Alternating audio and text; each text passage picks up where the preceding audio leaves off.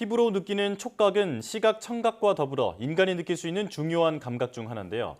로봇도 사람처럼 촉감을 느낄 수 있도록 인공 피부를 개발하는 연구가 이루어지고 있습니다. 네, 오늘 과학의 달인에서는 한국기술교육대학교 컴퓨터공학과 김상현 교수와 함께 감정 촉각 피부에 대한 이야기 나눠보겠습니다. 교수님 안녕하세요. 네, 안녕하십니까. 네, 나와주셔서 고맙습니다. 감사합니다. 자, 사람과 교감할 수 있는 로봇을 만들기 위해서 감정 촉각 피부라는 것을 개발하셨다라고 들었는데요. 네. 자, 일단 이게 무엇인지부터 교수님께서 직접 설명해 주시죠. 네. 최근에 반려동물을 대신해서 그 반려 로봇들이 많이 개발이 되고 있습니다. 네.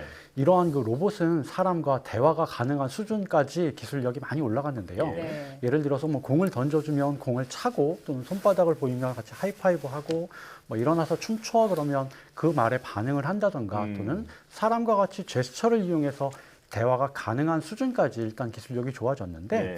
이러한 기술들은 주로 이제 시각과 청각 정보를 많이 활용을 합니다. 예.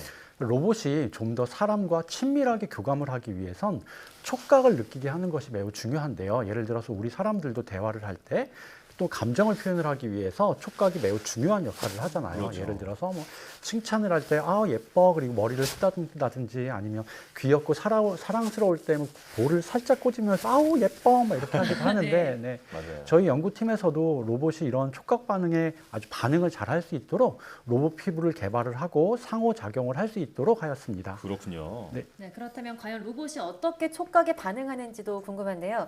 그 실험한 결과가 좀 있을까요? 네. 저희가 개발한 로봇 피부는 물체를 누르거나 문지르거나 하는 것을 감지하는 영역이 총 64개 정도가 달려 있습니다. 네. 그래서 사람이 이 64개의 영역 중에서 특정 부분을 누르게 되면 그 부분이 집중적으로 반응을 하는 원리로 일단 구동이 됩니다. 네, 지금 혹시 준비한 영상이 나오고 있나요? 예, 예. 네, 있습니다. 네, 사람이 감정, 촉각, 피부에 자극을 가하면 로봇이 어떤 감정을 느끼는지 모의 실험을 한 결과입니다. 네, 지금은 머리를 매만지듯 피부를 쓰다듬으니까 로봇이 편안한 자세로 일단 졸고 있고요. 네. 네. 네, 추가로 톡톡 두드렸을 때는 깜짝 놀라기도 합니다. 그러면서 다시 꼬집으면 으르렁 그러면서 화도 내기도 하죠. 네. 근데 지금은 이제 피부를 비트는 장면인데요. 아야 그러면서 이제 놀라는 모습을 볼 수 있습니다. 화가 난 것 같네요. 네. 네. 자, 뭔가 이렇게 로봇을 만지면 로봇이 반응을 한다라고 하니까 더 가깝게 느껴지는데요. 자, 그런데 이렇게 신기한 기술을 만들기 위해서 그 가정에서 흔히 쓰이는 그 포장용 랩을 활용하셨다고 들었습니다. 네. 이게 그 기존에 개발된 촉각 피부와는 어떤 차별점이 있나요? 네. 처음에 사실 저희가 인공 피부를 만들 때 뭐 페트병 또는 양면 테이프 뭐 이런 데 들어가는 소재를 사용하기도 했는데 이게 친환경 소재도 아니고 또 투명도를 저희 마음대로 조정하기가 매우 힘들었습니다. 예. 그래서 투명하면서도 친환경적이고 그리고 잘 늘어날 수 있는 센싱 물질을 찾다가 음식 포장용 랩의 소재인 폴리염화 비닐이라는 걸 사용하게 됐는데요. 이게 이제 PVC 젤이라고도 하는데 이게 어떤 거냐면 우리가 흔하게 볼 수 있는 PVC인데 그 PVC를 부들부들하게 이제 만들어 본 겁니다. 저희 연구팀에서 이 소재를 분석을 해보니까 전압을 가하면 그 안에 있는 알갱이들이 플러스 쪽으로 이렇게 이동하는 것을 깨달았는데 네. 이거를 이용을 해서 다양한 것을 할 수 있다는 그런 사실을 깨달았습니다. 예.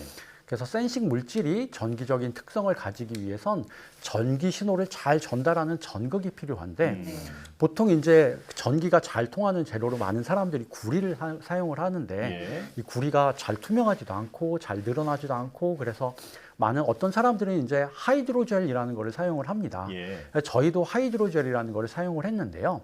이거를 폴리염화 비닐 젤하고 붙이는 과정에서 잘 접착이 안 돼서 많이 어려움을 겪기도 했습니다. 그래서 저희는 수많은 시행착오를 통해서 센싱 물질과 전극 물질을 접착하는 데 성공했고 그리고 쓰다듬고 꼬집고 뭐 이런 것을 인지하고 감정을 느끼고 또 강한 자극에도 잘 찢어지지 않는 게 저희의 차별점이라고 이야기를 할 수 있습니다. 그렇군요. 네, 말씀하신 전기 신호가 잘 전달되고 또 접착도 좋은 이 폴리염화비닐 젤이라는 소재를 이용해서 또 초방막 인공 수정체라는 것도 개발하고 계신 것으로 알고 있는데요. 네. 이건 또 어떤 연구일까요? 네. 저희가 만든 그 초방막 인공 수정체는 직경이 굉장히 작아요. 한 1.5mm 정도 되는데요. 네. 이런 초소형 렌즈를 말하는 겁니다. 우리 눈 속에 있는 투명한 조직의 수정체를 모사해서 만든 렌즈인데요. 네.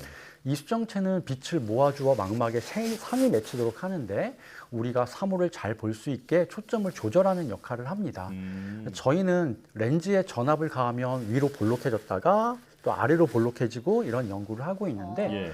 이러한 촉감 생성용 모드를 조금 더 개량해서 렌즈에 전압을 가하면 볼록한 정도가 이렇게 바뀌고요. 네. 더욱 전압을 가하면 얘가 이렇게 오목한 형상까지 바뀌는 거를 개발하면 좋겠다라고 생각을 했고 이를 성공적으로 개발을 했습니다. 저희 렌즈는 전극과 폴리이미드 그리고 랩의 원료인 PVC 젤 그리고 유리로 구성이 되어 있고요. 이것들을 적층하고 폴리이미드로 PVC 젤을 쿡 하고 누르면 볼록한 형태가 되는데 이 전압을 걸면 그 랩의 원료인 PVC 젤이 전극적으로 이렇게 끌려가게 됩니다. 예. 그러면서 자연스럽게 가운데 부분이 아래로 이렇게 내려가서 평면이 되고요. 그리고 다시 전압을 풀어주게 되면 볼록한 형상으로 다시 바뀌게 됩니다. 네. 지금 나오는 영상에서 네네. 초록색으로 이렇게 동그라미 표시된 부분에 당구장 표시, 예. 그러니까 우리는 네네. 레퍼런스 마크라고 부르는데요. 네. 그 부분이 보이시나요? 예. 네. 네, 렌즈에 전압을 걸어주니까 평면으로 렌즈의 형상이 바뀌게 되면서 레퍼런스 마크가 또렷해지고요. 네, 그리고 다시 전압을 풀어주고 이전보다 전압을 더욱더 많이 줘보겠습니다. 예. 그러면 볼록한 형태가 오목한 형태로 바뀌어서 네. 오목한 렌즈가 되고 상이 더욱 작아지는 것을 알 수 있습니다. 그러니까 전압으로 그 볼록하게 오목하게 이제 자유자재로 바꿀 수 있는 아주 부드러운 렌즈다. 네, 네, 이런 맞습니다. 건데요. 자, 그렇다면 말씀하신 초방막 인공 수정체는 어느 분야에서 활용할 수 있을까요? 저희들이 개발하는 렌즈는 초점을 바꿔주기 위해서 자신의 형상을 바꿔줍니다. 다른 것들과는 다른 그런 차이점인데요. 이렇기 때문에 매우 가볍고 크기도 매우 작게 만들 수 있습니다. 네. 그래서 초점 거리를 바꿔주는 것도 매우 빠르게 할 수 있고요. 그래서 이러한 장점들 덕분에 우리 렌즈를 드론에 적용하면 렌즈가 매우 가볍기 때문에 드론이 훨씬 더 작은 전기 파워를 이용해서 비행할 수도 있고 예. 또 렌즈의 초점 거리를 바꾸면서 스캔하게 되면 원하는 대상지의 3차원 정보를 한꺼번에 쫙 하고 스캔을 할 수도 있습니다. 그리고 렌즈를 저희 안경으로 만든다라고 하면 만약에 안경 다리에 건전지를 달면 안경 렌즈에 이렇게 전압을 가하면 제가 쓰고 있는 안경이 가까운 걸 볼 때는 볼록 렌즈가 됐다가 멀리 보면 오목 렌즈가 됩니다. 그래서 아마도 노안이 와서 고생하시는 그런 분들에게 이 기술이 상용화가 되면 희소식이 될 수 있지 않을까요? 예. 네, 원래는 그런 경우에 또 렌즈가 2개가 필요하죠. 바꿔 껴야 되는데 전압을 이용해서 좀 오목과 볼록 렌즈를 교체할 수 있다고 하니까 굉장히 좋은 기술인 것 같습니다. 감사합니다. 네, 지금까지 연구 성과에 대해서 저희가 이야기를 나눠봤는데 박사님처럼 이 촉각 기술을 연구하는 분야를 햅틱스라고 부른다고 합니다. 네, 맞습니다. 햅틱 기술이 어떻게 발전을 해봤고 주로 어느 분야에서 지금 사용이 되고 있을까요? 네. 이 햅틱 기술은 1994년부터 시작된 그런 신기술이고요. 이러한 햅틱 기술은 주로 게임이나 가상현실 그리고 요즘 화두가 되는 메타버스에서 다양한 가상의 물체를 조작할 때 물체의 어떤 딱딱하고 소프트한 정보를 파악을 한다든지 또는 물체의 거칠기 또는 물체가 뜨겁고 차가운 것들을 생성해서 몰입감을 더해주는데 주로 사용되고 있고 그렇게 기술이 발전이 되어 왔습니다. 네. 또한 원격지에 떨어진 로봇을 제어를 할 때 로봇이 만지는 물건들을 조작하는 사람이 이렇게 막 느끼게 해서 좀 더 정교하게 로봇을 제어하기 위해서 많이 사용을 합니다. 예. 저희는 이런 기술을 이용해서 가상현실 드럼도 한번 좀 개발해 봤고요. 근데 저희가 만드는 가상현실 드럼은 가상으로 허공에서 막 스틱을 휘두르지만 실제 드럼을 치는 것 같은 그런 진동이나 이런 것들을 펑펑펑 잘 느낄 수 있고요. 또 가상현실 메타버스에서 사용할 수 있는 햅틱 신발도 한번 좀 만들어 봤습니다. 예. 그래서 이 햅틱 신발을 신고 이런 스튜디오를 걷게 되면 이 가상 환경에 따라서 이 스튜디오에서도 모래를 걷는 느낌 또는 풀밭을 걷는 느낌, 아스팔트를 걷는 느낌을 모두 다 생성을 할 수 있고요. 만약에 모래를 걸을 때는 신발 깔창이 푹신푹신해지고 또 그 모래 위를 걸을 때 신발이 모래 속에 푹푹 빠지는 느낌을 생성을 할 수도 있고요. 네. 또 아스팔트 위를 걸을 때는 신발 깔창이 딱딱해져서 딱딱한 곳을 걸을 때 느낌을 그대로 생성을 할 수가 있습니다. 진정한 의미의 이 체험 콘텐츠들이 이제 나올 수 있겠다. 그렇네요. 네, 네. 이런 생각이 듭니다. 자, 그런데 교수님께서는 원래는 그 로봇 분야를 연구하는 공학도이셨던 걸로 알고 있는데 그 햅틱 기술까지 연구하시게 된 어떤 계기가 있을까요? 아, 네. 제가 1995년도에 카이스트에서 학생으로 있을 때였는데 그때 이제 어떻게 하면 로봇으로 다양한 물체를 잘 잡을 수 있을까를 고민을 했던 시기입니다. 네. 그때 이제 우연히 읽은 잡지에서 가상 촉감, 햅틱이라는 단어가 저를 사실은 여기까지 이끌었는데요. 이 햅틱스라는 분야는 기계, 전기전자, 컴퓨터공학의 집합체로 다양한 분야를 이렇게 두루두루 공부해야 되는데 이런 것들을 하나하나 공부하면서 느낀 재미로 여기까지 온 것 같습니다. 아, 예. 네. 박사님이 앞으로 연구 목표도 좀 궁금하거든요. 아, 네. 저희는 아주 일단 가벼운 촉감 장치를 개발해서 언제 어디서나 가상환경 또는 메타버스 속으로 접속을 하면 시각, 청각뿐만이 아니라 촉각까지 느낄 수 있는 시스템을 만드는 것이 저희의 목표입니다.